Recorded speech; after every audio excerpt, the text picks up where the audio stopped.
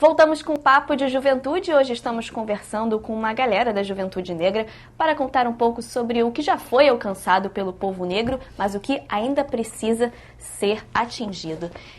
Quando a gente fala, né, do povo negro, população negra, inevitavelmente a gente tem que tocar no ponto do racismo, né, deputada? A gente vai assistir um vídeo agora de um caso que aconteceu na Austrália. Jovens, né, negros, estudantes, foram até uma loja de telefone, né, e passaram por uma situação bem constrangedora. Vamos assistir. You know what's happening right now? There's no reason for this. These guys are just a bit worried about your presence in our store. They're just worried you might steal something. Why would we steal something? It's okay. Why would we steal something? Why do we want security? Guys, end of discussion. Yeah. I need to ask you to leave that store. What's happening right now? There's no reason for this. A gente consegue analisar várias coisas aí nesse vídeo, né? Até a reação dos jovens, eles chegam até a rir, que é tão, né, não dá para acreditar no que estava acontecendo, que eles chegam até a rir. Eu queria saber de vocês, se vocês já passaram por situações como essa, de preconceito, racismo. Vitor, fala um pouquinho. Então, eu não falei nada no primeiro bloco, mas ouvi muita coisa legal. Só voltando um ponto aqui, por que no Paraná morrem menos jovens negros do que brancos? É simples, porque lá tem mais branco do que negro. Então, continua sendo entendeu? Algo que chama atenção. Isso, na federação inteira, só um estado. E aí é explicado por isso. Então, Mas a gente está falando de racismo, né? E a gente aprende que o racismo ele é estrutural e ele é estruturante. Por que ele é estrutural e estruturante? Primeiro porque ele está nas estruturas. Por que na televisão é comum a gente ver o negro retratado como segurança, motorista, empregada? Por quê? Porque na vida real é esses lugares que ele ocupa. E tem uma frase que é muito do audiovisual, da galera da sétima arte, que a vida imita a arte e a arte imita a vida. Então, quando você assiste uma novela, assiste um filme, a tentativa é de retratar alguma coisa real. É o que a gente chama de verossimilhança. É parecido com o real, mas não é. Só que aí, bem próximo da realidade, exatamente isso. E daí, quando você vê essas situações, inclusive essa do vídeo que a gente acabou de assistir, o que a gente consegue entender? Que esse racismo estrutural estruturante, ele está para além do Brasil, ele é mundial. Por que os jovens na loja da Apple foram convidados a se retirar? E aí veio a frase do rapaz, por favor, ajudem a gente, se retirem. Porque não existe... Loja, exatamente, porque na concepção de um gerente da loja da Apple, e você pode trazer isso para o Rio de Janeiro, diversos lugares frequentados que são considerados da classe média alta, na cabeça dessas pessoas, o negro não tem condições de adquirir nada que tem ali, a não ser que ele roube.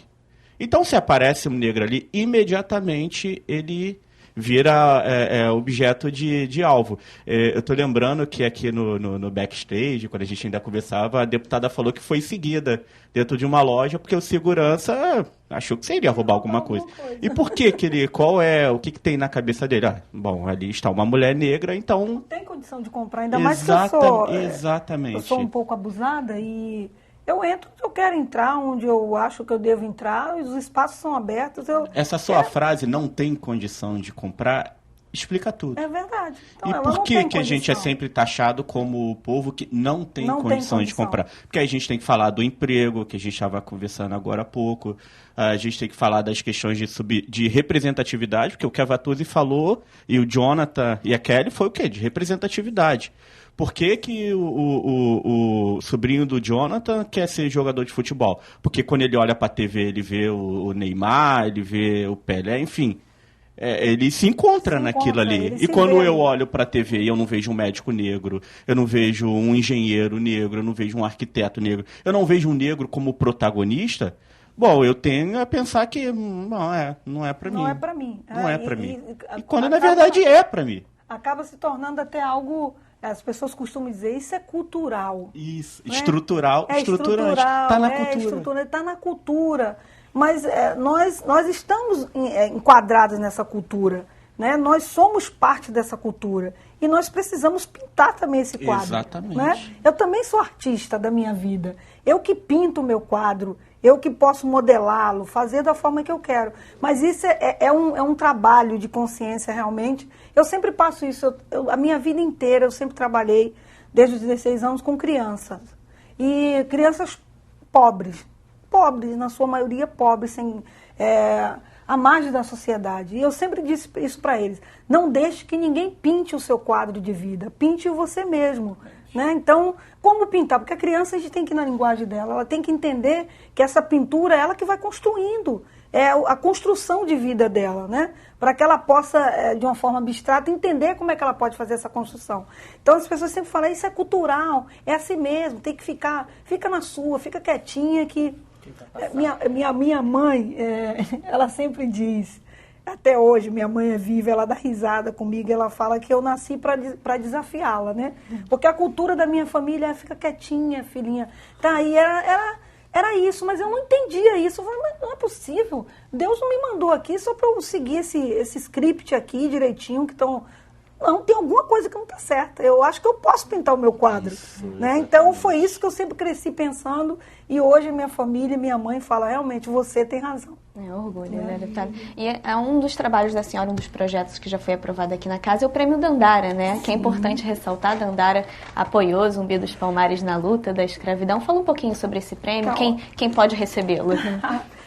Quando nós pensamos nesse prêmio, nós pensamos exatamente tirar do anonimato aqueles que precisam ser tirados do anonimato. Nós temos tantas pessoas que trabalham e que lutam na sociedade que às vezes são deixados no anonimato porque são negros.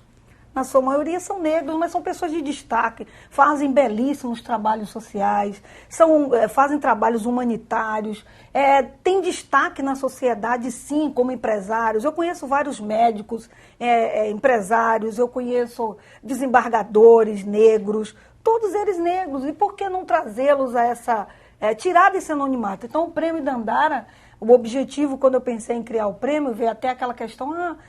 como que você, evangélico, vai criar um prêmio para negro, porque entra a questão religiosa? Então, eu não quero saber qual a religião dessa pessoa, porque o nosso país é laico, cada um professa a religião que ela quer, mas ela precisa ser reconhecida pelo seu caráter de cidadão, pelo seu potencial de cidadania, e não pela sua religião. O país a gente professa o que quiser. Então, a intenção do Prêmio Dandara é tirar do anonimato aqueles que precisam ser tirados do anonimato, e para que as pessoas entendam e reconheçam. Essa pessoa, apesar de ser negra, ela tem muito valor. É muito interessante, assim, uma frase, uma palavra, né? Você disse, nós estamos dentro dessa cultura, né? E isso é verdade, porque o Brasil ele foi construído, né? Todo esse nosso processo, desde o fim da abolição até o início do Império, né? Com essa questão da eugenia, várias questões que queriam embranquecer a nação, excluir o negro. E isso não é possível, porque nós somos brasileiros, nós fazemos parte dessa cultura e desse país. E uma coisa interessante também que eu acho que dificulta um pouco e talvez explique, como o Del Rey citou, esse racismo estrutural e estruturante, vem muito desse mito da democracia racial, né, que foi propagado e ainda é propagado no Brasil, mas ele não existe. Né? Mesmo mais de 127 anos depois da abolição, nós precisamos de medida com força de lei para que se possa erguer o negro, tirá-lo ainda daquela condição, porque mistura-se muito o social e o racial como justificativa. Tá? Mas não é. Porque, majoritariamente, mesmo que eu termine como primeira da minha turma, por ser negra, o mercado de trabalho é comprovado, os nossos salários são inferiores. Então, intelecto é igual. É dedicação, né? O livro está ali, exatamente, não tem cor nem raça. Então, o que explica todo esse afastamento, esse apartheid não oficial que a sociedade brasileira promove em relação ao negro? Então, assim, acho que é para ser pensado e eu gostei muito disso. Nós estamos dentro da cultura e vamos ficar. Não tem como fazer uma dicotomia disso. Nós somos, e eu sempre falo para as pessoas, quando eu estou conversando com pessoas de outros países, os amigos que eu conheço, quem é o brasileiro? Nós somos essa raça. Eu tenho orgulho de ser brasileiro, nós somos uma raça especial. É impossível fazer a dicotomia do negro e do brasileiro, não tem como. Nós estamos incluídos nisso. E quando você perguntou para ele sobre a questão do racismo, desse preconceito racista, o nosso Código Penal ainda traz um breve, podemos dizer assim, né? A injúria racial, preconceito racial, injúria racial, preconceito racial é tudo a mesma coisa na minha concepção. Quando a injúria racial tem a ver com a honra. E existe coisa pior do que a pessoa ter a sua honra ferida? Seja ela branca, seja ela negra.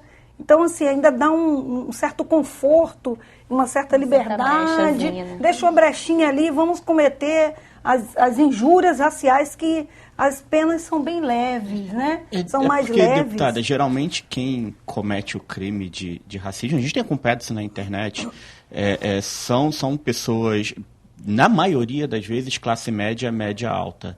E realmente, quando você vai tentar imputar a pena, é rebaixado de racismo para injúria racial. Na delegacia, exatamente. Tem que ficar atento na hora de assinar essa ocorrência para você ver como é que ela está tipificada, que você pode assinar injúria racial. E você acabar concordando Às vezes com a população não entende essa questão de injúria racial, de racismo. A palavra correta para que haja pena a gente tem que dar nome às coisas. Racismo. Então, usa-se essa. Se alguém na BO colocou uma palavra diferente, peça para trocar, mas tipifica ali o crime que é de racismo. Uma coisa que a Vatuzzi falou agora sobre salário, sobre equiparação salarial e mesmo após a formação, tem uma pesquisa do IBGE que comprova que um homem branco com a mesma formação que uma mulher negra chega a ganhar 4 vezes mais do que ela. E um homem negro com a mesma formação que uma mulher branca ganha 2 vezes menos do que ela. Uma outra pesquisa do IPEA, que eu tive acesso por conta de um trabalho na faculdade, mostra que quando eles vão fazer o dado, o Ministério da Saúde, funciona da seguinte forma: para cada 1.000 pessoas você precisa ter um médico. Então eles fizeram um dado e separaram por médicos brancos e negros. Para cada 1.000 pessoas você tem 1,73 médicos brancos para atender. Para cada 1.000 pessoas, você tem 0,26 médicos negros para atender. Ou 0, quase nada. Nada. Invisível. Quase nada. Então, a gente tem alguns problemas que são dificuldades de acesso, inclusive no curso de medicina. É muito complicado. E depois, uma vez que entra, permanência na faculdade. É muito difícil suportar 4, 5 anos dentro de uma universidade. Você tem acesso às cotas, as cotas são muito boas, elas cumprem o seu papel social, mas o que vem, que é esses 5 anos que a gente passa lá dentro, precisa de algum certo tipo de auxílio. Me parece que a UERJ disponibiliza algum auxílio, mas ainda é muito diminuto. E uma outra coisa, né? Após a faculdade, a gente ainda tem a questão da empregabilidade. Se você fala em empregos para negro, legal, tá todo mundo trabalhando, mas é chão de fábrica. Agora, quando você vai fazer o cálculo para cargo de gestão, some, não tem. É muito difícil a gente ter isso. A gente tem assunto para muito tempo aí, né? Tem pouco programa. Tem pouco tempo de programa, é verdade. Queria muito agradecer vocês pela presença de vocês. Obrigada, deputada. Obrigada. E muito obrigada a você aí de casa que acompanhou o nosso bate-papo. Para rever este ou outro programa da TV Alerj, é só acessar o nosso site www.tvalerj.tv. Mande sugestões e opiniões para a gente também. É só escrever para papodejuventude@tvalerj.tv. Nos encontramos semana que vem com mais Papo de Juventude. TV Alerj, o canal do povo fluminense.